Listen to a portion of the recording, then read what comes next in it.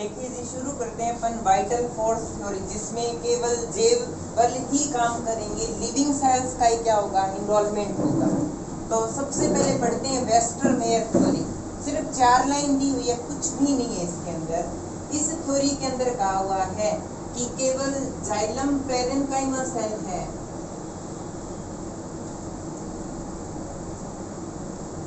उनके द्वारा वाटर को क्या किया जाता है, कंडक्ट किया जाता है। और वो वाटर आता कहाँ से है, जो जाइलम वेसल्स होती है उनके द्वारा। जैसे मान लो ये जाइलम वेसल्स है, जाइलम वेसल, यहाँ पे वाटर प्रेजेंट है। जैसे पॉन्ड और रिवर होता है ना, वैसे काम में आएगा ये जाइलम पैरेन्काइमा के लिए, जलाशय के रूप में, क्योंकि भरपूर वाटर है, वो दबा दबा रहा है नीचे से। तो यहाँ पे जो इसके साथ में अरेंज है ना, ऐसे अरेंज होती है ना पैरेन्काइमा की सेल। तो ये क्या करती है, बार बार इस वेसल्स के द्वारा वाटर को लेती है और फिर क्या करती है, ऊपर की ओर वेसल्स की ओर धकेल देती है। तो यानी ओनली फॉर जो जाइलम पैरेन्काइमा सेल है, वही क्या करती है, वाटर का इरेक्ट कंडक्शन करती है। और जो जाइलम वेसल्स है वो जलाशय के रूप में क्या आती है, काम में आती है। इतनी बात कही है इन्होंने, आगे समझ में। जो दूसरा सिद्धांत है वो इम्पोर्टेंट है, रिले पंप थ्योरी। कोई डायग्रामेटिक है क्या उसमें, खास नहीं है। Relay pump theory, relay pump सिद्धांत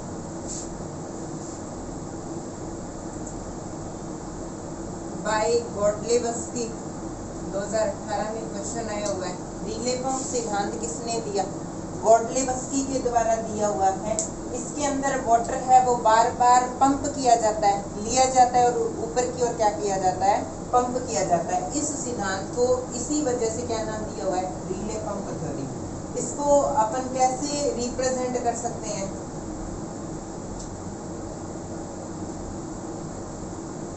ये होगी जाइलम की वेसल्स,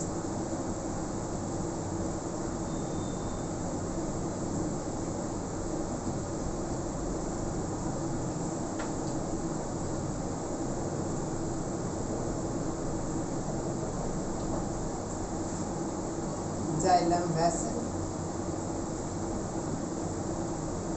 और जाइलम वेसल्स है वो डबल लेयर्ड होती है, क्योंकि जो सेकेंडरी वॉल है उनके अंदर ऐसे बनाते हैं ना हम वेसल्स को, ऐसे ही बनाते हैं ना। और ये जो प्लेट है इनके ऊपर क्या पाए जाते हैं, पिट, इस पे भी पिट। एक जाइलम वेसल्स है वो दूसरी जाइलम वेसल से वेसल्स प्लेट के द्वारा जुड़ी रहती है, और इन पिट के द्वारा वाटर का क्या हो जाता है, दूसरी वेसल्स में कंडक्शन, फिर इसमें कंडक्शन। इस प्रकार से जाइलम वेसल है वो एक नली के समान काम करती है ना। और डबल वॉल्स होती है, प्राइमरी वॉल्स है वो तो सबके ऊपर पाई जाती है, क्लियर। और जो सेकेंडरी वॉल है वो कहीं पे तो मोटी होती है इस पे, और कहीं पे पतली होती है, जिसकी वजह से क्या बन जाते हैं, गड्ढे बनेंगे ना। अगर एक वॉल है जैसे पतली है, कहीं कहीं पे टूट रही है, तो क्या बनेंगे, गड्ढे बन जाएंगे ना। तो इस प्रकार से यहाँ भी पिट पाए जाते हैं, गड्ढे।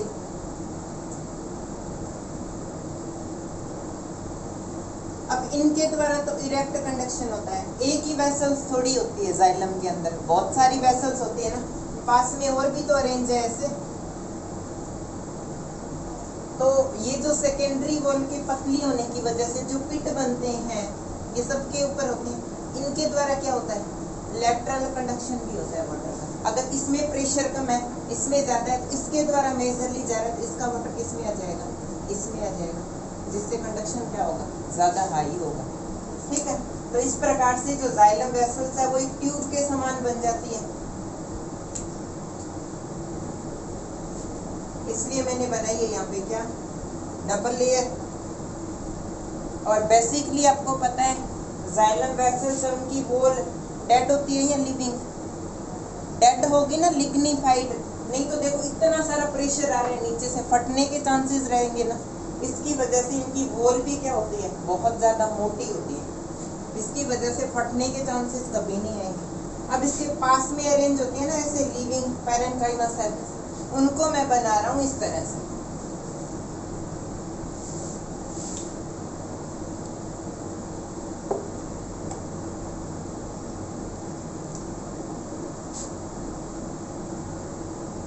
एक पैरेन्काइमा होगी, दूसरी पैरेन्काइमा, तीसरी, इस तरह से।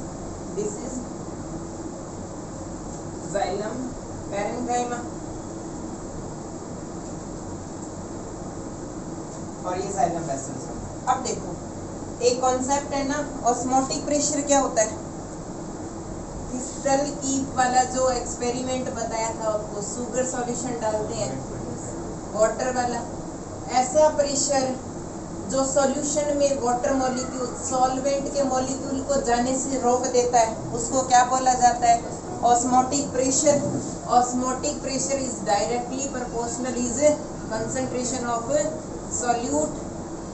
तो जाइलम वेसल्स है, इनमें साल्ट और इसके खुद के मटेरियल भी तो होते हैं, सॉल्यूट होंगे ना।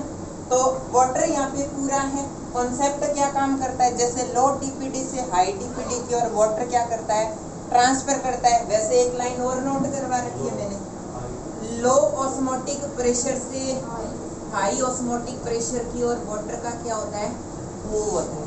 इसके साथ साथ इन्वायरमेंट भी क्या करता है, प्रेशर लगाता है ना। इन्वायरमेंट का खुद का फोर्स होता है, दो फोर्स काम करेंगे रिले पंप के अंदर।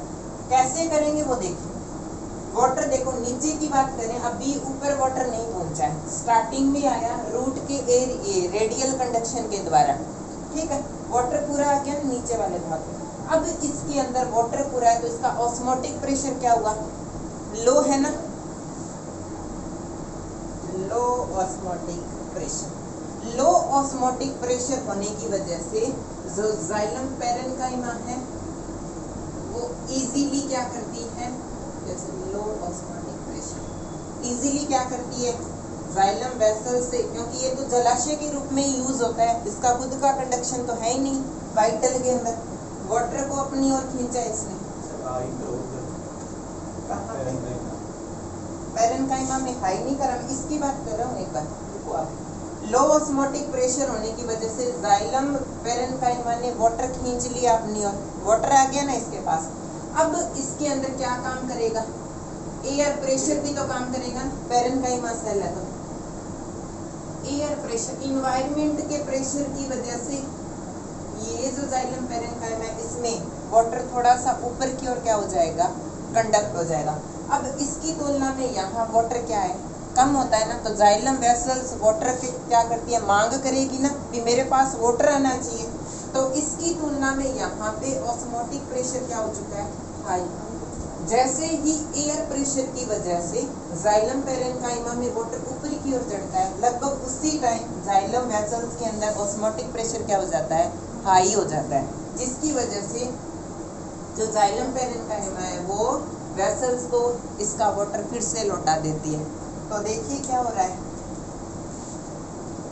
यहाँ से वाटर कहाँ आ चुका है, यहाँ आगे है ना, सिर्फ दो ही प्रेशर के द्वारा, ऑस्मोटिक प्रेशर के हाई या लो होने की वजह से, और एक काम कर रहा है एयर प्रेशर। ऐसी ही घटना फिर से कर दे अगर हम, तो यहाँ पे वाटर आ गया है ना, इसकी ऑस्मोटिक प्रेशर का क्या हो जाएगा, काम खत्म हो गया ना, तो वाटर आया तो इसकी ऑस्मोटिक प्रेशर क्या हो जाएगी, वापस से लो, ये वाटर खींच लेगी लो ऑस्मोटिक प्रेशर की वजह से। यहाँ फिर क्या करेगा, एयर प्रेशर है काम करेगा, ये लो, इसी समय यहाँ का ऑस्मोटिक प्रेशर हाई हो जाएगा, तो वाटर फिर से ये अपनी ओर ले लेगा। कंडक्शन कहाँ थी और कहाँ आ गई, तो जाइलम वेसल्स है वो खुद वाइटल फोर्स थ्योरी के अंदर कहा गया कि खुद अपने आप वाटर को इरेक्ट कंडक्ट नहीं करता है। जो पैरेन्काइमा सेल है वो ऑस्मोटिक प्रेशर के लो होने की वजह से अपनी ओर खींचती है, एयर प्रेशर से ऊपर चढ़ाती है। उसी टाइम क्या होता है, ऊपर की ओर वेसल्स का ऑस्मोटिक प्रेशर हाई हो जाता है, तो वाटर को लौटा दिया जाता है, फिर लिया जाता है, फिर छोड़ दिया जाता है, फिर लिया जाता है, फिर छोड़ दिया जाता है। इस प्रकार एक प्रॉपर टाइमिंग के बाद वेसल्स के अंदर वाटर है वो पंप किया जाता है बार बार। थ्योरी को क्या बोला गया है? Relay pump theory. क्लियर है ना, इजीली समझा दिया आपको। उसके बाद थर्ड थ्योरी, ये बहुत इंपॉर्टेंट है जी, बार बार आती है, क्योंकि इसमें तो आपने देखा कोई रोल ही नहीं, बात ही कही गई है सिर्फ। अब एक थ्योरी और है, वो भी ज्यादा इंपॉर्टेंट भी है, जेनसे theory.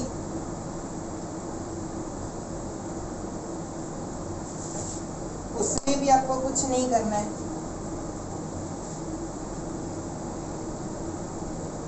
जेनसे theory, it's made up of जेनसे। ये वेस्टरमेयर नहीं दिया, नाम पे ही आधारित है। इसके अंदर कहा गया, इसमें क्या कहा था, जाइलम वेसल्स है वो जलाशय के रूप में काम करता है और पेरेन्काइमा वाटर को ऊपर पहुंचाने का काम करता है उससे लेके। इसके अंदर थोड़ी सी अपोजिट बात कह दी कि जाइलम पेरेन्काइमा नहीं करती, तो क्या बची, जाइलम मेड्यूलरी रेज बची ना, जाइलम मेड्यूलरी रेज वाटर का कंडक्शन करने के अंदर यूजफुल होती है और जो वेसल्स है वो जलाशय के रूप में काम में आती रहेगी। इतनी ही बात इन्होंने मॉडिफाई की है, सिर्फ 2 लाइन। 1 नंबर में पूछ सकते हैं बेसिकली, बाकी नहीं आता है ये क्वेश्चन। अगला जो सिद्धांत है वो क्या है, पल्सेशन थ्योरी। इसके अंदर तो ऑपरेटर भी बनाया गया है, सिद्ध भी किया गया है। यह क्वेश्चन आता है 5 नंबर के अंदर। पल्सेशन थ्योरी किसके द्वारा दी गई है, इट्स मेड अप बाय जेसी बोस। इसके अंदर कहा गया है कि जो सेल्स है लिविंग, कौन से वाली, कॉर्टेक्स की लास्ट वाली सेल। कॉर्टेक्स रीजन होता है जानते हो, ओनली फॉर किसका बना होता है, पेरेन्काइमा का होता है ना। उसके अंदर रूट की बात कह रहा है ये कि रूट की जो कॉर्टेक्स की लास्ट सेल है किसके पास अरेंज है, जो एंडोडर्मिस के पास स्थित है, उस लेयर के अंदर पल्सेशन क्रिया होती है। एक बार एक्सपेंडिंग होता है, एक बार से क्या होता है, कॉन्ट्रैक्टिंग होता है। अगर एक्सपेंडिंग होता है तो उसमें वाटर क्या हो जाता है, भर जाता है, ठीक है, और जैसे ही कॉन्ट्रैक्टिंग होगा तो वाटर को ऊपर की ओर छोड़ दिया जाएगा, ऐसे कर करके। तो जाइलम टिश्यू को अपना वाटर मिलता रहेगा और लिविंग सेल का काम भी हो जाएगा, क्योंकि कॉर्टेक्स किसका बना होता है, लिविंग सेल का। कैसे होता है देखिए, जैसे रूट हेयर,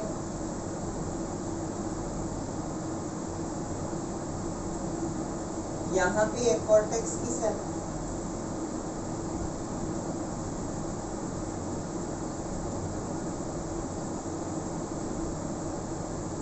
इसके पास वाली स्थिति, यहाँ पे क्या शुरू हो जाती है, बेरल शेप है, एंडोडर्मिस, और एंडोडर्मिस की वॉल के ऊपर क्या पाई जाती है, कैस्पेरियन स्ट्रिप पाई जाती है ना। जैसे कैस्पेरियन स्ट्रिप, कैस्पेरियन स्ट्रिप, और जिनके ऊपर नहीं पाई जाती है, जो जाइलम के अपोजिट प्रेजेंट होती है, उनको आप क्या बोलते हो, पैसेज सेल, मार्ग कोशिकाएं। या नॉलेज आपका काम करेगा इन सिद्धांतों में, एनाटॉमी का, एनाटॉमी तैयार है लास्ट ईयर की, तो एनालिटेशन। तो यहाँ पे स्थित है प्रोटोजाइलम बाहर की और एक्सार्च कंडीशन है, फिर मेटाजाइलम। अब देखो क्या होता है, लगातार वाटर आएगा, डीपीडी कम से ज्यादा की, और मैंने सिद्धांत बता दिया कैसे काम करता है, जान गए आप। ये जो लास्ट लेयर है कॉर्टेक्स की, इनके अंदर पल्सेशन, स्पंदन की क्रिया पाई जाती है, जैसे हार्ट बीट करती है ना हार्ट अपना, वैसे। तो एक बार तो ये फैलेगी, एक्सपेंडिंग होगी, तब तो यहाँ से वाटर इन सेल के अंदर भर जाएगा, ठीक है। जैसे ही इसके अंदर क्या होगी, कॉन्ट्रैक्टिंग होगी, तो पैसेज सेल के द्वारा लेके वाटर छोड़ देगी। फिर से यही प्रोसेस, वाटर भरा फिर छोड़ दिया, भरा छोड़ दिया। ये जो प्रोसेस है, इस वजह से जाइलम टिश्यू के अंदर रेडियल कंडक्शन होगा। रेडियल से आपको पता है आगे क्या हो जाता है, अपवर्ड कंडक्शन, आगे तो कोई दिक्कत ही नहीं है। तो रोल यहाँ पे किसका है, कॉर्टेक्स की लास्ट लेयर, और उसमें क्या होता है, पल्सेशन की प्रोसेस होती है। इस थ्योरी को क्या बोला गया है, पल्सेशन थ्योरी। अब जेसी बोस ने इसके लिए एक ऑपरेटर भी बनाया, क्या बोलते हैं उसे, इलेक्ट्रिक प्रोब ऑपरेटर वो क्या है देखिए। अब मैं इनको रफ कर दूं।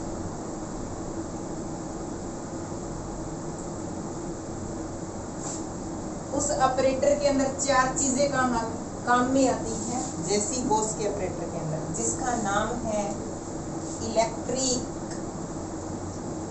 Probe operator. इलेक्ट्रिक यानी उसके अंदर लाइट देना, इलेक्ट्रिक करंट देना। प्रोब का मतलब है नीडल जैसी स्ट्रक्चर, सुई से। अब इसके अंदर क्या क्या चीजें काम में आती है वो देखिए आप।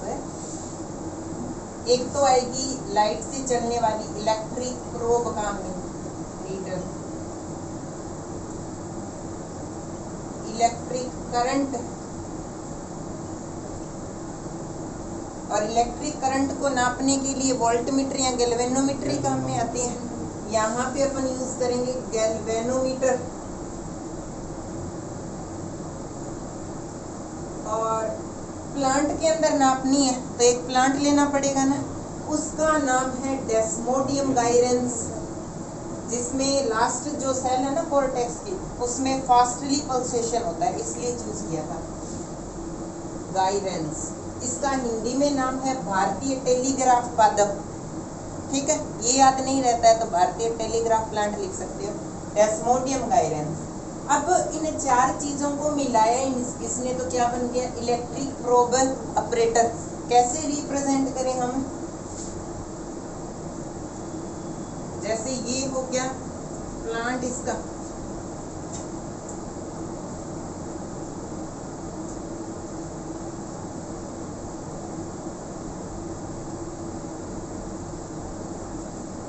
ज्यादा बड़ा प्लांट नहीं होता है इसका।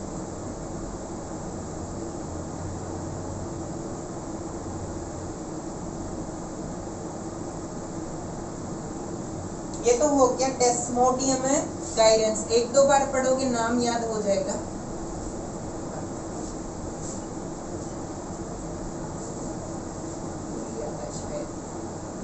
अब इसके अंदर आपको ऐड करना है बाकी चीजें तीन, कैसे ऐड होगी वो देखिए। इलेक्ट्रिक प्रोब, यहाँ पे मैं लीफ नहीं बना सकता। इलेक्ट्रिक प्रोब क्या होती है, इलेक्ट्रिक सुई होती है जिसको प्लांट के अंदर आप घुसा सको।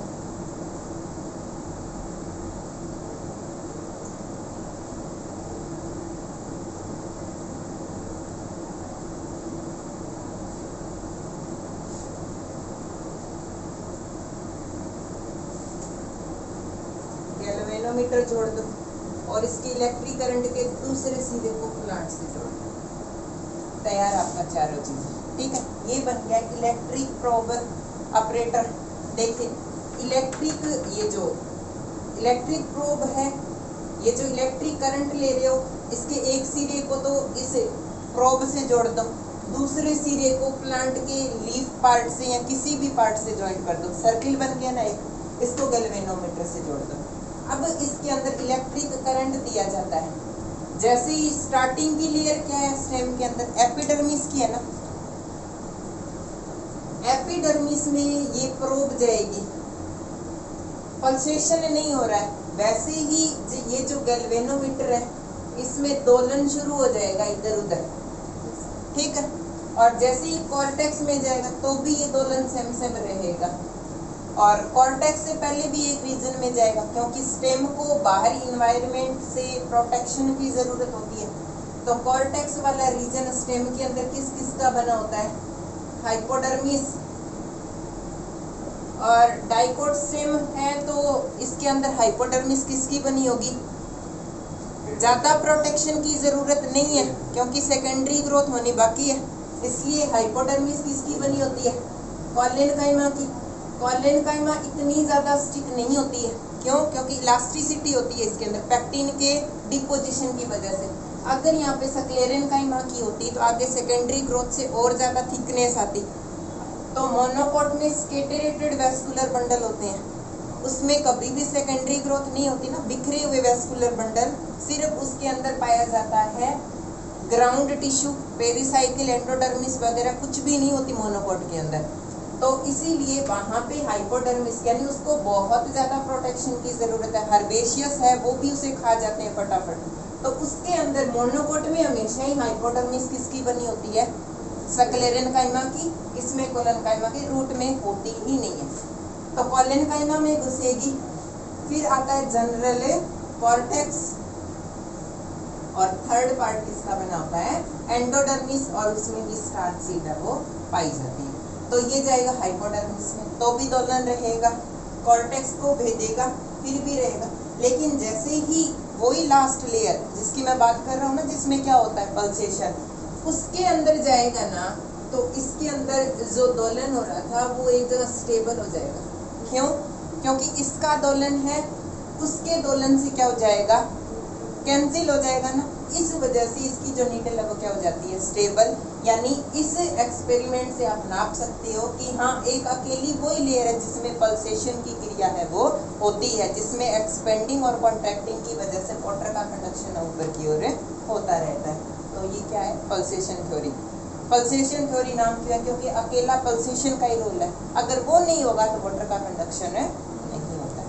क्लियर? ऑब्जेक्शंस शायद है इसमें दिए हुए। अब जो वाइटल फोर्स थ्योरी है ना, कि क्या ओनली फॉर जैव बल के द्वारा वाटर जाता है? अगर ओनली जैविक बल काम करते तो फिजिकल फोर्स क्यों दिए जाते? और आपको पता है कि जो मोस्ट कॉमन थ्योरी है वो डिक्सन और जॉली की पढ़ी जाती है ना। तो इसके लिए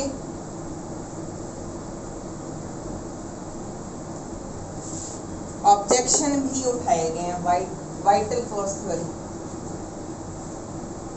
बाउचेरी एंड ये नाम याद मत रखना चाहें, मेन नाम है इनका स्ट्रासबर्गर। इन्होंने कौन सा प्लांट लिया था? ओक का, ओक ट्री का प्लांट लिया था। वो बहुत ज्यादा पुराना था। जैसे ये प्लांट है, हमें नहीं बनाना, आपको सिर्फ ये ध्यान रखना है, सबस्टर्नम के पास स्टेम होता है ना सीधे एकदम, फिर उसकी रूट निकली होती है। इन्होंने क्या किया, यहाँ से इसको काट लिया, ठीक है। काटा तो यहाँ पे जाइलम्स के सारे भाग प्रेजेंट है, लिविंग भी है और डेड भी है। तो इन्होंने इस पार्ट के ऊपर क्या डाला? पिक्रिक एसिड है वो छिड़क दिया। पिक्रिक एसिड क्या करता है? लिविंग सेल को मारने का काम करता है, ठीक है। तो ये छिड़क दिया, और यहाँ से इसको वाटर तो देना पड़ेगा ना, तो इन्होंने एडजस्ट कर दिया यहाँ पे इसको, जैसे भी बीकर वगैरह के द्वारा वाटर से क्या कर दिया? कांटेक्ट कर दिया। वाटर तो किसके द्वारा जाता है? जाइलम टिश्यू के द्वारा, वैसे ही जाएगा। लेकिन क्या पिक्रिक एसिड ने पैरेन्काइमा को डिस्ट्रॉय कर दिया है?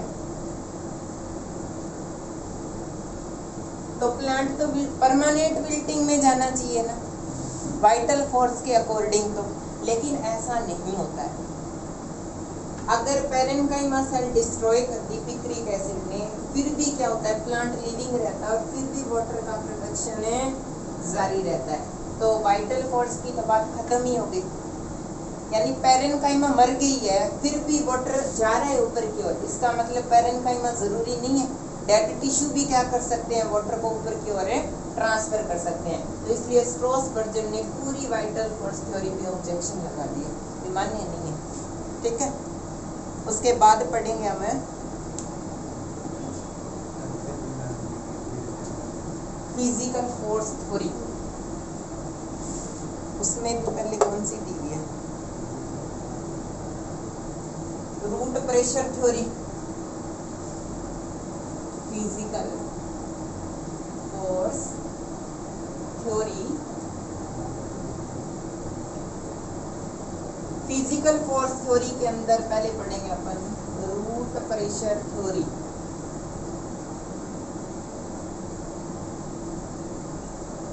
यानी जो रूट पार्ट है उसके द्वारा एक प्रेशर डाला जाता है जिससे वाटर है वो ऊपर की ओर जाता है। तो यहाँ पे जैसे जाइलम की बहुत बड़ी वेसल है, शुरुआत के अंदर रूट वाले पार्ट से क्या किया जाएगा? वाटर को एब्जॉर्ब किया जाता है, ठीक है। तो यहाँ से कुछ मात्रा में मिनरल्स, साल्ट भी आते हैं ना, अकेला प्योर वाटर तो नहीं आता है। तो यहाँ पे सॉल्यूट भी आते हैं ना, इसकी वजह से रूट के अंदर एक प्रेशर उत्पन्न हो जाता है, रूट प्रेशर, इसको भी आप रूट प्रेशर कह देते हो।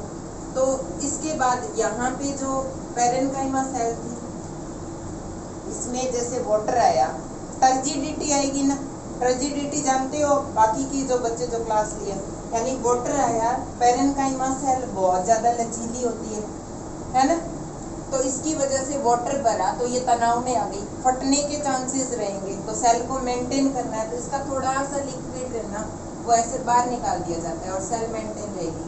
तो ये जो लिक्विड निकाला ना ये कहाँ पे जाएगा, जाइलम वेसल के अंदर क्या करता है, एंट्री करता है। और जाइलम वेसल्स के पहले के जो सॉल्यूशन था, अकेला वाटर तो नहीं है, कुछ मिनरल्स आयन भी तो है वेसल्स के अंदर, तो हम जाइलम सेप को सॉल्यूशन बोल सकते हैं। तो इसकी कंसंट्रेशन में बदलाव आएगा ना, पहले तो कुछ और था, अब इसका लिक्विड इसमें घुल जाएगा तो स्ट्रक्चर तो चेंज होगी। तो इन लिक्विड मॉलिक्यूल्स के इस जाइलम वेसल्स में एंट्री करने के बाद इसके अंदर एक पॉजिटिव प्रेशर उत्पन्न होता है, जिसको किस नाम से जाना जाता है, रूट प्रेशर के नाम से। और यही कंसंट्रेशन ज्यादा होगी तो बार बार वाटर को अपवर्ड की ओर क्या किया जाएगा, कंडक्ट किया जाएगा। इस प्रकार से वाटर है वो क्या होता है, कंडक्ट होता है। आगे समझ में, पैरेन्काइमा सेल अपना बैलेंस बनाए रखने के लिए कुछ लिक्विड छोड़ देती है, वो जाएगा जाइलम वेसल्स में, तो इसकी कंसंट्रेशन बदलेगी तो इसमें एक पॉजिटिव प्रेशर ओरिजिन करेगा, जिसको किस नाम से जाना जाता है, रूट प्रेशर के नाम से। इजी सी थ्योरी है। उसके बाद पढ़ेंगे हम इम्बिशन थ्योरी, अंतः शोषण सिद्धांत।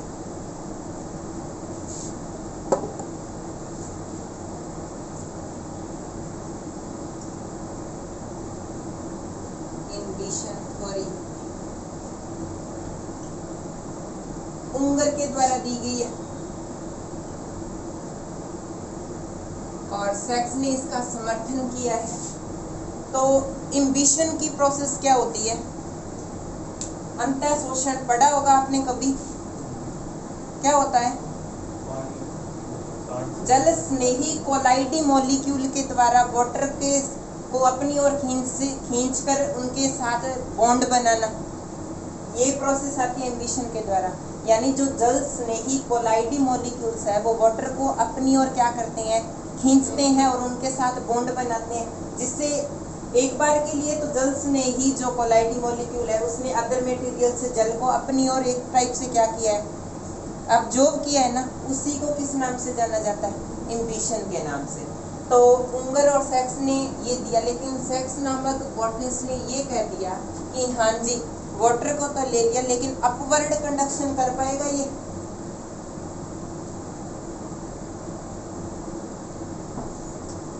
क्या कोलाइडी मॉलिक्यूल्स है वो केवल अपने साथ बॉन्ड बनाते हैं, ऊपर की ओर भी भेजने का काम कर देंगे क्या? कोलाइडी मॉलिक्यूल्स का इतना पावर नहीं है, सिर्फ और सिर्फ जैसे ये कोई एक कोलाइडी मॉलिक्यूल है, इसने रूट प्रेशर, ये रूट है से वाटर के मॉलिक्यूल को खींचा अपनी ओर, अपने चारों ओर इकट्ठा तो किया, बॉन्ड भी बनाया, लेकिन क्या ये छोड़ देगा कि जाओ भैया ऊपर की तरफ जाओ, कभी नहीं छोड़ेगा ना। तो इनका काम है सिर्फ वाटर को एब्जॉर्ब करना, ना कि अपवर्ड कंडक्शन करना, ठीक है। तो एक बार के लिए क्या होता है कि जैसे रूट के रेडियल कंडक्शन में भी जल स्नेही मॉलिक्यूल थे कोलाइडी, उन्होंने खींचा, by the way xylem vessels में भी होंगे वो भी खींच लेंगे जैसे यहाँ पे थे, लेकिन क्या ये ऊपर की ओर जा पाएंगे, नहीं जा पाएंगे ना।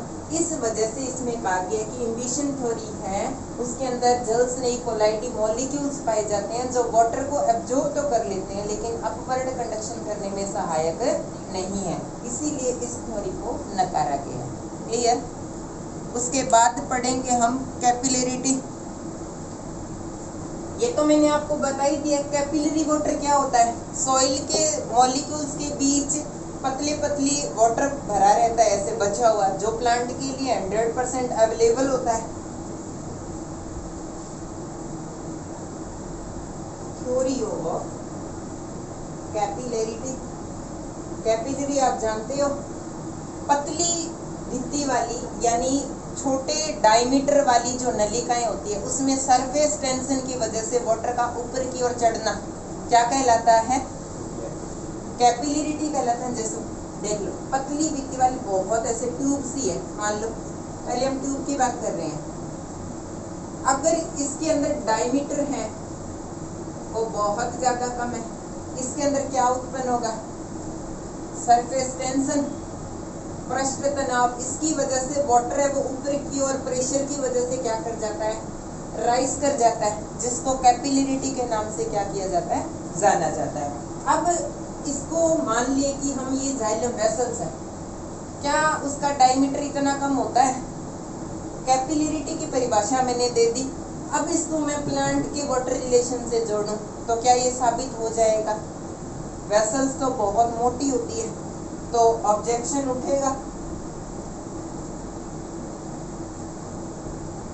ये लो जी वेसल्स, एक तो वेसल्स है उसके इनर मेम्ब्रेन है वो बिल्कुल प्लेन नहीं होती, स्मूथ, क्योंकि उसके अंदर जमाव होते जाते हैं इस तरह से,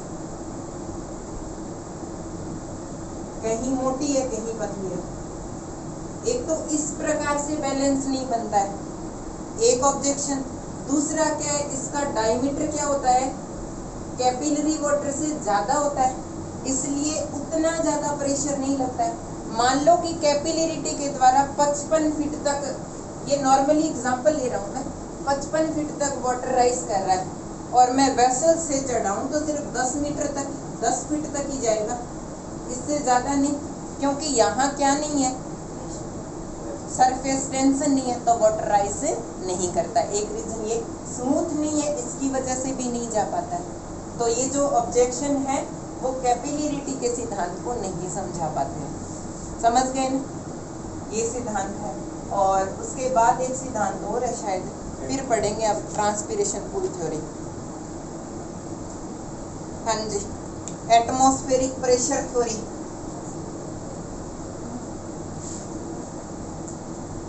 ये छोटे छोटे सिद्धांत हैं जो 1-2 नंबर में पूछे जा सकते हैं।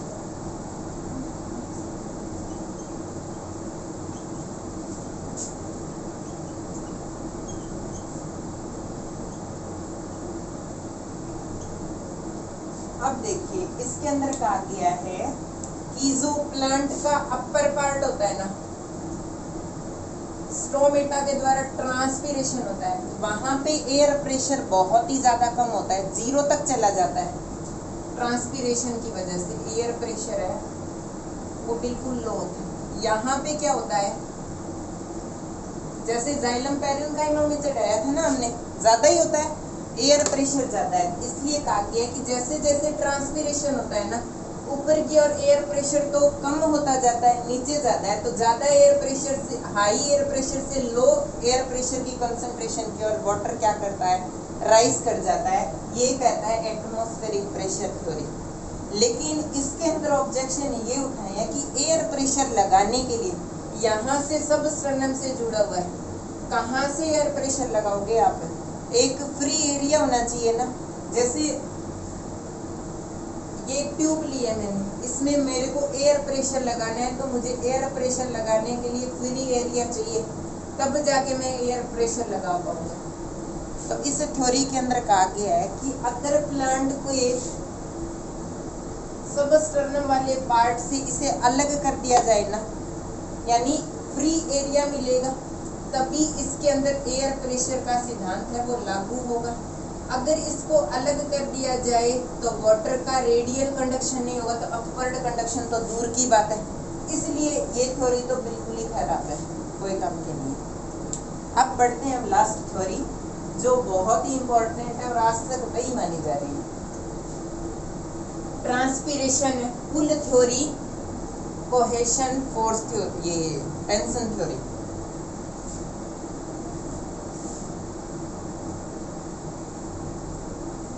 लास्ट पार्ट है आज का, बस इतना ही पढ़ा।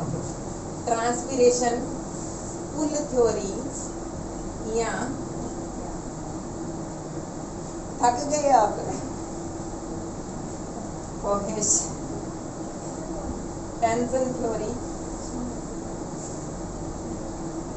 लिसनिंग पे बैठे हुए हो, मेरी एनर्जी जा रही है, मुझे थकना चाहिए, लेकिन नहीं, थक तो मैं गया हूँ लेकिन कोई ना। डिक्सन एंड जॉली ने दिया था ये सिद्धांत। अब इस सिद्धांत के अंदर ये बात समझ में आ गई ना, ट्रांसपिरेशन पुल कैसे बनता है। मैंने पैसिव ट्रांसपोर्ट में पढ़ाया था ना आपको, डीपीडी कम और ज्यादा होने की वजह से दोबारा बताने की जरूरत है नहीं है। कोहेशन टेंशन है, ये आ जाएगा। अब देखिए, सबसे पहले एक खाली ट्यूब ले लो और इसको वाटर से भर दो, इसको नीचे से प्योर वाटर के अंदर डाल दो, ऊपर रख दो एक स्पंज का टुकड़ा। जैसे जैसे ये सूखेगा, वाटर को वेपर के तौर पे बाहर निकालेगा ना, इसका वाटर काम में आया तो ये यहाँ से लेगा, यही होगा ना। अगर इसके ऊपर हाई हीट या हाई प्रेशर डाला जाए तो ट्रांसपिरेशन और ज्यादा होगा, कंडीशन और ज्यादा ड्राई देंगे तो वाटर वैसे ही ऊपर के ऊपर चढ़ता जाएगा। तो स्टार्टिंग में ये ऑपरेटर बनाया किसने, डिक्सन और जॉली ने। उसके बाद में उनको ज्यादा नॉलेज हुआ, ज्यादा डिस्कवरी की, तो इन्होंने इस सिद्धांत को प्लांट के लिए लागू करने की कोशिश की। कैसे,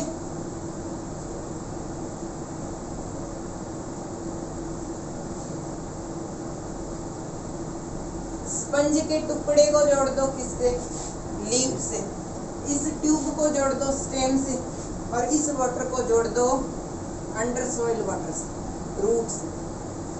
ठीक है, वैसी ही कंडीशन होती है। मेसोफिल सेल में वाटर की कमी आएगी, डीपीडी हाई होगी, लो डीपीडी से हाई डीपीडी क्यों, लो डीपीडी से हाई डीपीडी क्यों, ये कंडीशन कहाँ तक पहुँच जाएगी, रूट तक पहुंच जाती है। इसकी वजह से पूरे जाइलम टिश्यू में क्या उत्पन्न हो जाता है, ट्रांसपिरेशन पुल, वाष्पोत्सर्जन खिंचाव। इसीलिए इस थ्योरी को क्या बोला जाता है, ट्रांसपिरेशन पुल थ्योरी। अब इस थ्योरी के अंदर बात ये आई सामने, वाटर को एक स्टेबल कॉलम के अंदर कैसे रखा जाता है।